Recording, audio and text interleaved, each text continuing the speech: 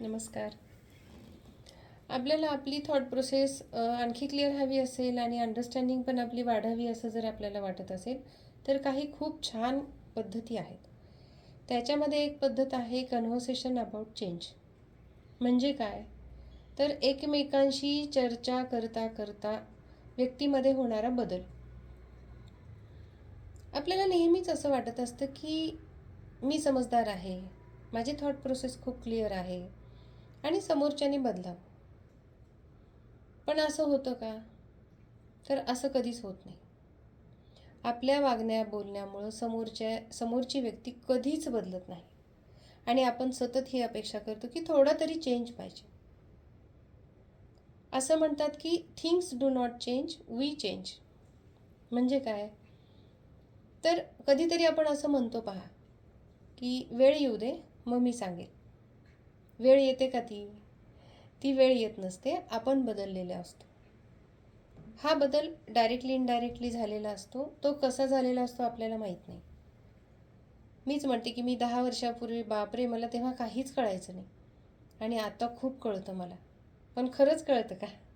तर ते कळत नसतं. आणि काही वेळेला काय असतं की आपलं ओपिनियन इतकं खरं वाटत असतं आपल्याला. काही वेळेला काय बहुतांशी आपल्याला असं वाटतं की माझं ओपिनियन हे एकदम खरं ओपिनियन आहे. माझ्या अनुभवातून आलेलं ते ओपिनियन आहे. आणि समोरच्यावर ते लादण्याचा आपण सतत प्रयत्न करतो. समोरच्याला वाटतही नाही की हे ऐकावं. आणि माझा हा अनुभव आहे, माझं हे मत आहे आणि तू बदल. तर हे याचा उपयोग होणार नाही. आता उदाहरण घ्यायचं तर एक आई आणि मुलगी. आई पोळ्या करत असते आणि मुलगी जेवणाची पानं मांडत असते. तर तिथं आपण काय करतो? पोळ्या ठेवतो करायच्या आणि तिला येऊन सांगतो इथं हे कर, तिथं ते कर. म्हणजे काय? Directing style. इथे मीठ वाढ, इथे भाजी वाढ. मग तिला वाईट वाटतं, कारण ती बिचारी वाढत असते, जेन्युनली व्यवस्थित ती वाढत असते आणि आपण मध्येच तिला डायरेक्ट करतो. याची गरज असते का? आपल्याला नाही कळत की हे करण्याची गरज नाही. ती वाढतीये तर तिला वाढू देत. मला असं वाटतं तिने चेंज व्हावं, तिने चांगलं व्हावं, तिने प्रोग्रेसिव्ह व्हावं. मग मी तिला डायरेक्टिंग स्टाईलचा वापर करते. मग इथे सगळी गडबड होते. आता ती करताना हे आपण बघतो का की तिचा मूड आहे का, तिची इच्छा आहे का, ती खुश आहे का. पुन्हा ह्या सगळ्या भावना इच्छा आपण बघतो का? तर आपण नाही बघत तिच्याकडे. आपण तिच्याशी ट्युनिंग करतो का? नाही करत.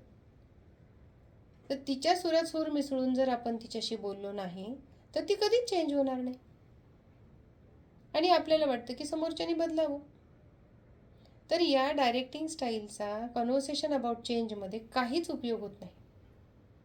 तुम्हाला जर समोरच्याशी चांगल्या पद्धतीने चर्चा करून समोरची व्यक्ती बदलावी वाटत असेल तर ही पद्धत कामाची नाही. आता दुसरी आहे फॉलोइंग स्टाईल. तर फॉलोइंग स्टाईलमध्ये काय होतं ते आपण नेक्स्ट व्हिडिओमध्ये बघूया. नमस्कार.